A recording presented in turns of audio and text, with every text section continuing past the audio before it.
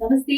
Welcome to BRK health. నేను దేవిక. ఇప్పుడు మనతో పాటు అయితే ఉన్నారు doctor Sambasivarao Peteti, Sriharsha ayurvedic hospital. నమస్తే సార్. నమస్కారం. సార్ పైల్స్ అంటే ఏమిటి సార్ ఇది? ఆ! అంటే ఈ పైల్స్ అనేది ఏందంటే మనకు అర్థం కావటానికి ఎలా చెప్పుకోవచ్చంటే, ఇప్పుడు మన శరీరంలో రక్త ప్రసరణ వ్యవస్థ ఉంటుంది. రక్త యాహ్! ప్రసరణ వ్యవస్థ అంటే ఏంటి? మనకి ఆర్టరీస్, వెయిన్స్ అంటాం. ఓకే. ఆర్టరీస్ అంటే ఏందంటే మంచి రక్తాన్ని హృదయం నుంచి అంటే హార్ట్ నుంచి ప్రతి ఒక్క ఆర్గాన్‌కి సప్లై చేస్తుంది. అలాగే వెయిన్స్ అంటాం. ఈ వెయిన్స్ ఏంటంటే చెడు రక్తాన్ని ప్రతి ఒక్క ఆర్గాన్ నుంచి, ఆర్గాన్ అంటే కింద చిటికెన వేలు దగ్గర నుంచి, బ్రెయిన్ దగ్గర నుంచి, ప్రతి దగ్గర నుంచి కూడా ఇంప్యూర్ బ్లడ్ అంటే చెడు రక్తాన్ని హార్ట్‌కి తీసుకెళ్ళి అక్కడ శుద్ధి చేస్తే మళ్ళీ ఆర్టరీస్ ద్వారా మంచి రక్తం సెల్స్‌కి వెళ్తుంది, శరీరానికి వెళ్తుంది. ఇక్కడ ఏం జరుగుతుందంటే వెయిన్స్ అంటాం. ఈ వెయిన్స్ చెడు రక్తాన్ని తీసుకెళ్ళి మలద్వారం, శరీరంలో అన్ని భాగాల నుంచి చెడు రక్తాన్ని తీసుకెళ్ళినట్టే మనకి యానల్ వెర్జ్ నుంచి, మలద్వారం నుంచి చెడు రక్తాన్ని హార్ట్‌కి తీసుకెళ్ళే వెయిన్స్ ఉంటాయి. అవి ఉబ్బిపోతాయి. ఓకే. ఓకే. వాటినే పైల్స్ అంటారనమాట. So okay. ఈ ఉబ్బిపోవటం ఏంటంటే సింపుల్, దీనికి ఏం పెద్ద ఇది కూడా అవసరం లేదు. కంటిన్యూస్‌గా గంటల తరబడి కూర్చోవటం. మన శరీరం ఏంటంటే మన బాడీ ఏంటంటే గ్రావిటేషనల్ ఫోర్స్ దీని మీద ఆధారపడి ఉంటుంది. సో మంచి రక్తం ఏంటంటే ఫాస్ట్‌గా వచ్చేస్తుంది కిందకి. ఎందుకు? పైనుంచి కిందకి గురుత్వాకర్షణ శక్తి ద్వారా ఉంటుంది కాబట్టి దాని ఎఫెక్ట్ తోటి వస్తుంది. కానీ ఈ వెయిన్స్ నుంచి బ్లడ్ పైకెళ్ళాలి, హార్ట్‌కెళ్ళాలి. అంటే ఏమైతుంది? ఆ వెయిన్స్ ప్రతి వెయిన్‌లో కూడా కొన్ని వాల్వ్స్ ఉంటాయి. ఓకే. ఆ వాల్వ్ ఏం చేస్తుంది? బ్లడ్ కొంచెం పైకొచ్చిన తర్వాత వాల్వ్ క్లోజ్ అవుతుంది. మళ్ళీ అక్కడి నుంచి పంప్ చేస్తుంది పైకి. మళ్ళీ వాల్వ్ క్లోజ్ అవుతుంది. మళ్ళీ పైకి పంప్, ఇలా జరుగుతుందనమాట. ఈ జరిగే ప్రాసెస్‌లో ఏందంటే కాన్స్టెంట్‌గా కూర్చోవటం వల్ల ఏ ఆ వాల్వ్స్ దెబ్బతినిపోతాయి.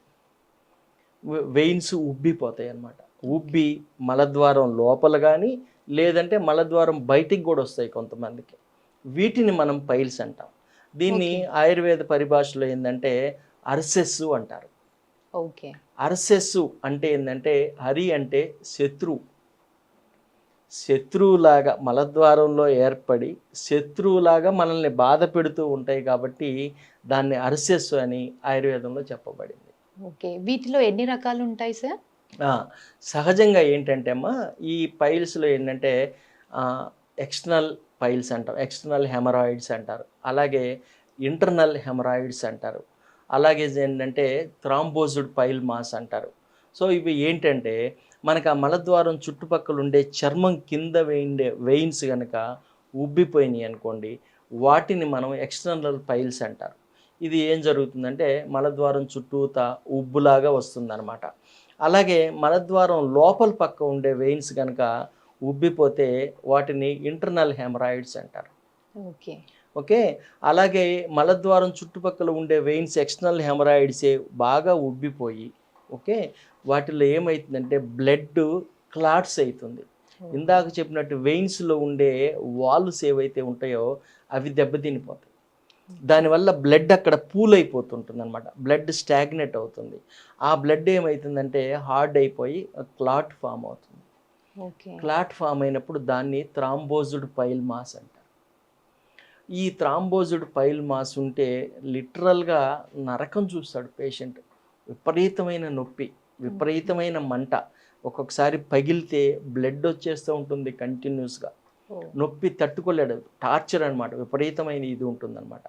అదే ఎక్స్టర్నల్ పైల్ మాస్‌లో కూడా ఒక్కొక్కసారి బయటికి ఉబ్బి మలద్వారం చుట్టూతా ఉంటాయన్నమాట. బయటికి ఉబ్బి ఉంటాయి. సో, ఇంటర్నల్ పైల్ మాస్ ఏంటంటే లోపలే ఉబ్బిపోయి ఉంటాయి. ఓకే. అయితే ఏంటంటే జనరల్‌గా కూడా ఏందంటే ఈ పైల్స్ ఉన్నప్పుడు బ్లీడింగ్ కూడా వచ్చే అవకాశం ఉంటుంది. ఈ పైల్స్ చిట్లిపోతే ఏంటంటే ఎక్స్టర్నల్ పైల్స్ బ్లీడింగ్ కూడా వస్తుంటుంది.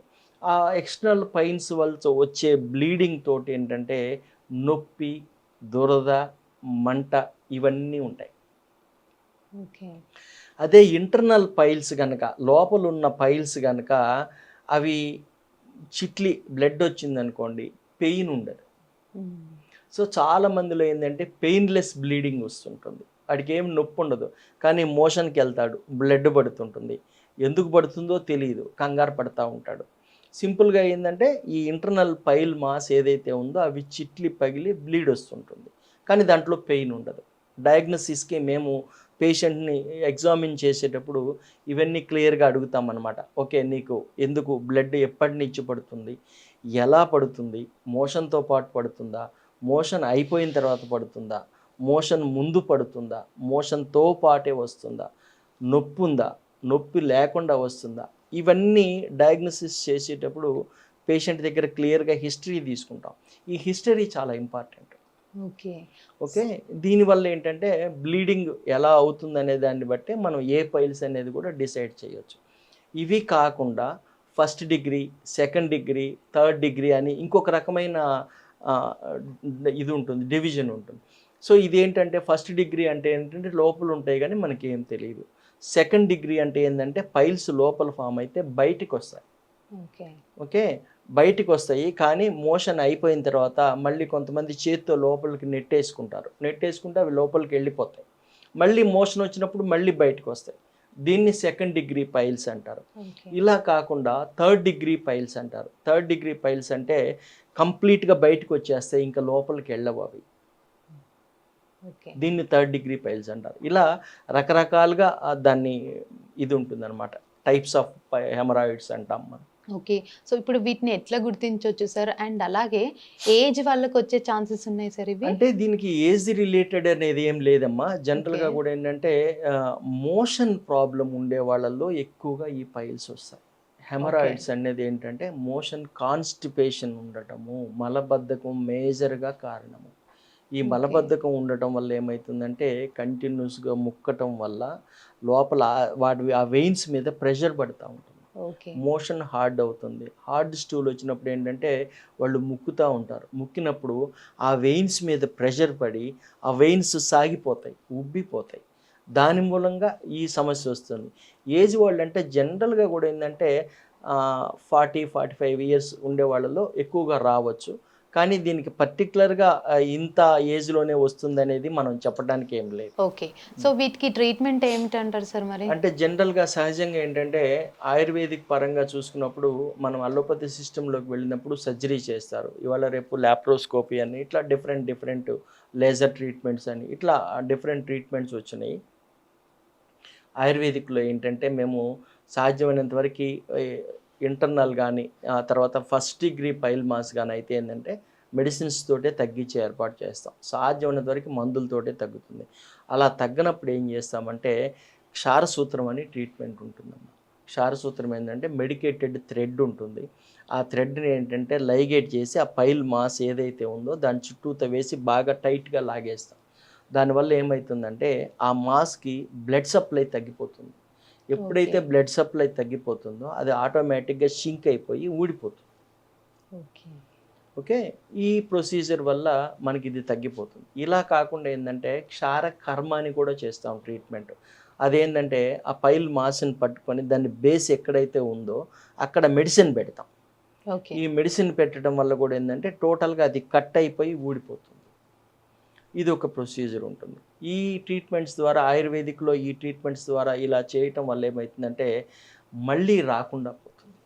ఓకే. జనరల్గా రావు. ఎప్పుడు రావు? వీళ్ళు బొవెల్ హ్యాబిట్స్ కరెక్ట్గా ప్రాపర్గా మెయింటైన్ చేసుకొని లైఫ్ స్టైల్ ప్రాపర్గా మెయింటైన్ చేసుకుంటే రాకుండా ఉంటాయి. ఓకే. అలా కాకుండా మోషన్ మలబద్ధకం ఉండి రోజు బాత్రూంలోకి వెళ్ళి ముక్కుతానే ఉంటే మాత్రం ఈ ప్రాబ్లమ్స్ ఎన్నిసార్లు అయినా వస్తూనే ఉంటుంది. నువ్వు ఏ సర్జరీ అన్నా చేయండి, ఏ ప్రాబ్లం చేసినా కూడా మళ్ళీ వచ్చే అవకాశం ఉంటూనే ఉంటుంది. ఓకే. సో ఇప్పుడు ఈ ప్రాబ్లం ఫేస్ చేస్తున్న వాళ్ళు లైక్ ఎట్లాంటి జాగ్రత్తలు తీసుకుంటే బెస్ట్ అంటారు సార్? వాళ్ళకి టిప్ అట్లాంటిది టిప్ అంటే ఏం లేదు. సింపుల్గా ఏంటంటే మనం దీనికి 2 రకాల టిప్స్ చెప్పొచ్చు. ఒకటి ఏంటంటే కరక్కాయ చూర్ణము, లేదంటే త్రిఫలా చూర్ణం. త్రిఫలా అంటే ఉసిరికాయ, తానికాయ, కరక్కాయ. ఇది మార్కెట్లో దొరుకుతుంది మనకి. ఈ త్రిఫలా చూర్ణం కనుక రోజు రెగ్యులర్గా కనుక వేసుకున్నట్టయితే ఈ త్రిఫలా చూర్ణం కూడా చాలా వాటిల్లో పనిచేస్తుంది. అంటే మనం ఇచ్చే అనుపానాన్ని బట్టి త్రిఫలా చూర్ణం పనిచేస్తుంటుంది. వేడి నీళ్ళతోటి త్రిఫలా చూర్ణం ఇస్తే మోషన్ ఫ్రీగా అయిపోతుంటుంది. మోషన్ ఎప్పుడైతే రెగ్యులర్గా ఫ్రీ అయ్యి ఆ వెయిన్స్ మీద ప్రెషర్ తగ్గుతుందో కొన్నాళ్ళకి నెమ్మదిగా తగ్గిపోయే అవకాశం ఉంటుంది. ఇంటర్నల్ పైల్స్ ఎక్స్టర్నల్గా బయటకు వచ్చిన వాటిని మాత్రం మనం ఏం చేయలేం. ఇందాక ఓకే. చెప్పినట్టు క్షారసూత్ర ట్రీట్మెంట్ చేయాల్సిందే దానికి. అలా కాకుండా మనకి మార్కెట్లో ఏంటంటే చిత్రమూలం అని దొరుకుతుంటుంది. పాత రోజుల్లో అందరికీ తెలుసు, పచారీ కొట్లల్లో కూడా దొరికేది. ఇప్పుడు ఎవరికీ తెలియదు, కానీ ఇప్పుడు కూడా మనకి సిటీలో కొన్ని చోట్ల దొరుకుతుంది. కొన్ని పచారీ కొట్లల్లో చిత్రమూలం అంటారు.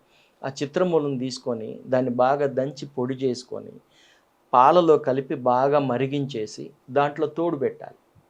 పెరుగు అవుతుంది తెల్లవారి. ఆ పెరుగుని బాగా చిలికి మజ్జిగ చేసుకొని, ఆ మజ్జిగ కనుక రెగ్యులర్గా ఒక 3 months పాటు తాగుతూ ఉంటే సాధ్యమైనంత వరకు పైల్స్ ఏ స్టేజ్లో ఉన్నా కూడా పోతాయి. రైట్. ఎక్స్టర్నల్గా బాగా పెద్దగా వచ్చినవి మాత్రం క్షారసూత్రమో క్షారకర్మ చేయాల్సిందే. ఈ చిత్రమూలంతో కనుక మజ్జిగ చేసుకొని కనుక తాగితే ఖచ్చితంగా ఈ సమస్య నుంచి బయటపడవచ్చు. రైట్. సో చూసారు కదండి, చాలా మందికి పైల్స్ అంటే తెలీదు. సో అది వస్తే ఎలాంటి జాగ్రత్తలు తీసుకోవాలి ఏంటి అని చెప్పేసి టిప్ కూడా చాలా చక్కగా చెప్పారు సార్. Thank you sir. నమస్తే అమ్మ.